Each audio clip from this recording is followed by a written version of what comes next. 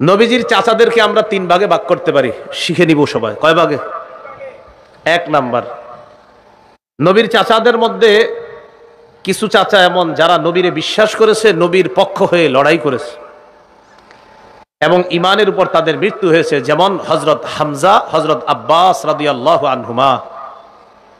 2, নবীর চাচাদের মধ্যে কিছু চাচা যারা নবীর সহযোগিতা করেছে কিন্তু তাওহীদের উপর তারা ছিল না, মৃত্যু হয়েছে তাদের শিরকের উপরেই, যেমন খাজা আবু তালেব।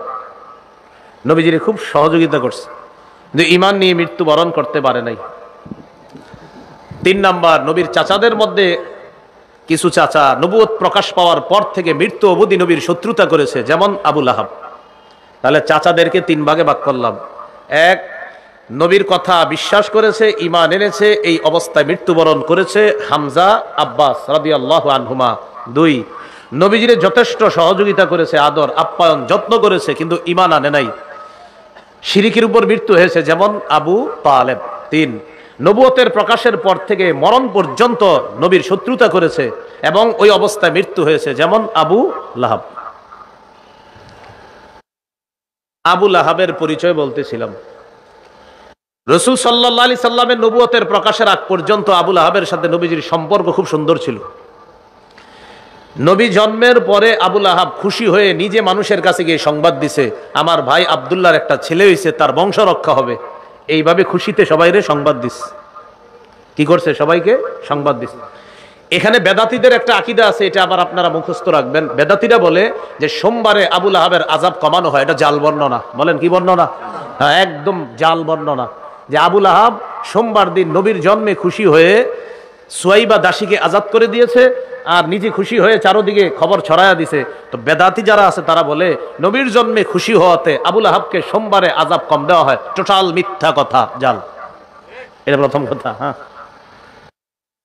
এ হলো আবু লাহাব নবীজির জন্মে খুশি হয়েছিলেন, সবাইকে সংবাদ দিয়েছে, সুয়াইবা দাসীকে আজাদ করে দিছে। দ্বিতীয় কথা, রাসূল সাল্লাল্লাহু আলাইহি সাল্লামের শত্রুদের মধ্যে সবচেয়ে নিকটতম শত্রু ছিল আবু লাহাব। নবীজির শত্রু কিন্তু নিকটতম শত্রু, মানে সবচেয়ে কাছের আত্মীয় কে? আবু লাহাব। তৃতীয় কথা, আবু লাহাবের 2 জন ছেলে ছিল, উতবা, উতাইবা। কি নাম ভাই? উতবা, উতাইবা। এই 2 ছেলের সাথে নবীজি তার 2 মেয়েকে বিয়ে দিয়েছিল, রুকাইয়া, উম্মে কুলসুম রাদিয়াল্লাহু আনহুমা। এই 2 জনকে বিয়ে দিয়েছিল। তাহলে একদিক দিয়ে চাচা, আরেক দিক দিয়ে বেয়াই, খুব আন্তরিক সম্পর্ক ছিল। রাসূলুল্লাহ সাল্লাল্লাহু আলাইহি সাল্লামের নবুয়তের প্রকাশ যখন আল্লাহ ঘটাইলেন, ঘটানোর পর তখন 1 নাম্বার, আবু লাহাবের যে 2 সন্তান উতবা, উতাইবা, তাদের যে 2 স্ত্রী নবীর কন্যা রুকাইয়া, উম্মে কুলসুম, জোর করে তাদেরকে তালাক দেওয়াইছে। আবু লাহাব জোর করে তালাক দেওয়াইছে। এই নবীজির একটা কষ্ট দিল। 2 নাম্বার, নবীজির একজন পুত্র সন্তান ছিল, নাম আব্দুল্লাহ। কি নাম? নবীজির দ্বিতীয় পুত্র সন্তান নাম আব্দুল্লাহ, তার উপাধি ছিল তাহের বা তাইয়িব। এই তাহের বা তাইয়িব মারা যাওয়ার পর আবু লাহাব বলল মোহাম্মদ হলো আবতার। আবতার মানে লেজ কাটা, নির্বংশ। এগুলা বলে বলে নবীজির কষ্ট দিত। আল্লাহ বলে দিলেন, ইন্না শানি আকা হুয়াল আবতার, আপনার শত্রু যে আপনারে নির্বংশ বলে, সেই নির্বংশ। ওরে মানুষ ভালোভাবে স্মরণ করবে না, আমি আল্লাহ সারা দুনিয়াতে আপনাকে স্মরণের ব্যবস্থা করছি। এটা নবীজিরে বলছিল আবতারকে, আবু লাহাব। ওই যে সূরা কাউসার, ইন্না শানি আকা হুয়াল আবতার, যে আপনারা যে আবতার বলে, ওই আবতার, ওই নির্বংশ। 3 নাম্বার, মানে নবুয়ত প্রকাশের পরের ঘটনা এগুলা। একটা বাজার আছে নাম জুল মাজাজ, বলতে পারবেন নি নাম? জুল মাজাজ। কি নাম বাজারটা? এই জুল মাজাজ বাজারে রাসূল সাল্লাল্লাহু আলাইহি সাল্লাম উম্মতকে দাওয়াত দিতেছে, কুলু লা ইলাহা ইল্লাল্লাহ তুফলিহু, তোমরা বলো আল্লাহ ছাড়া কোনো ইলাহ নাই, তোমরা সফল কাম হয়ে যাবা।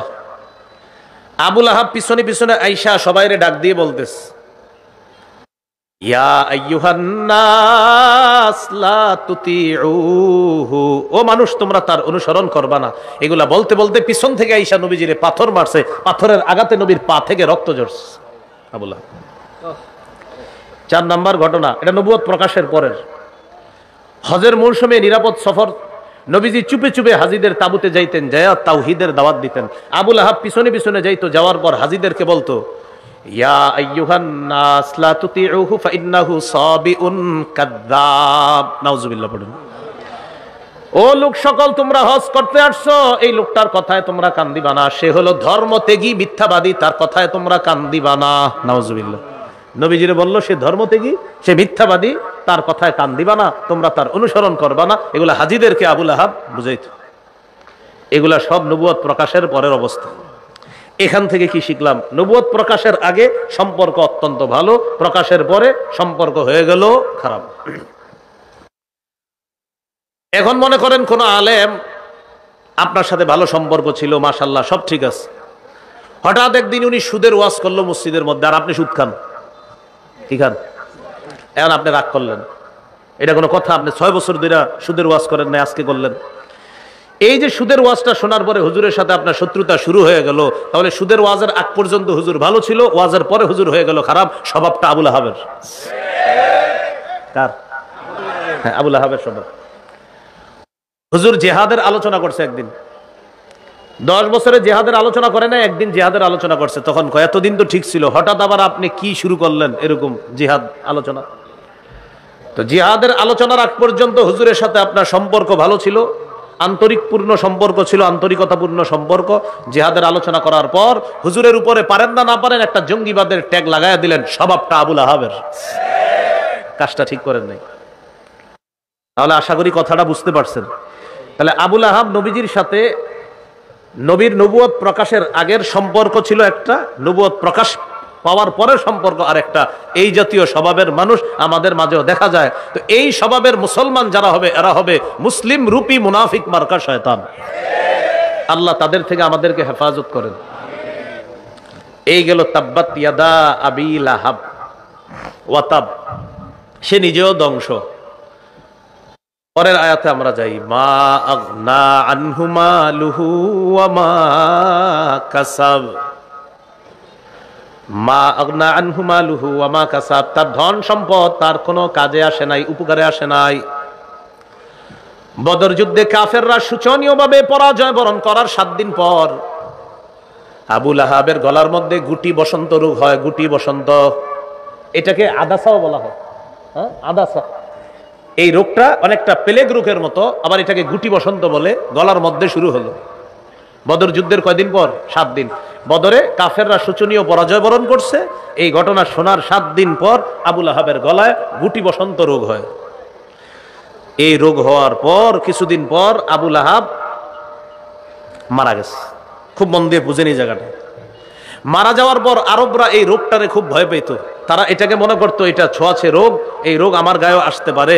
আবু লাহাবের সন্তানরা আবু লাহাবকে ছেড়ে পালিয়ে গেল, যেটা করোনা ভাইরাসের সময় আমরা দেখেছি। কোটিপতি বাবাকে হুজুরদের সামনে রেখে সন্তান পালায় গেছে।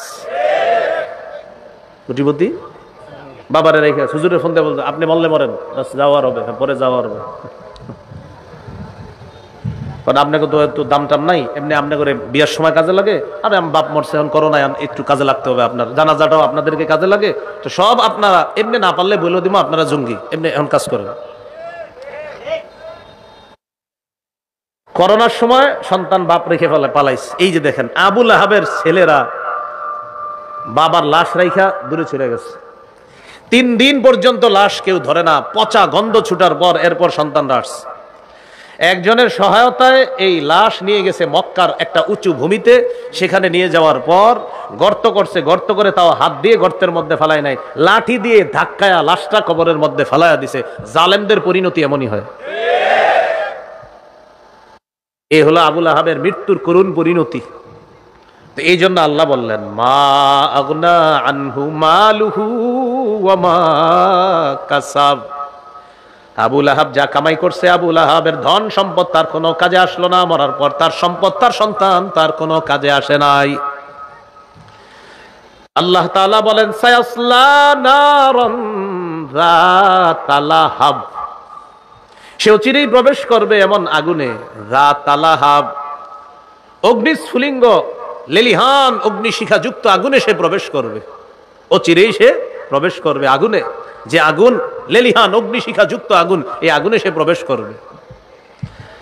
এটা হলো 1 থেকে 3 নম্বর আয়াত। এই আয়াতে আল্লাহ তাআলা আবু লাহাব আমাদের নবীর অভিশাপ দিয়েছিলেন, এই অভিশাপের জবাব আল্লাহ দিয়েছে।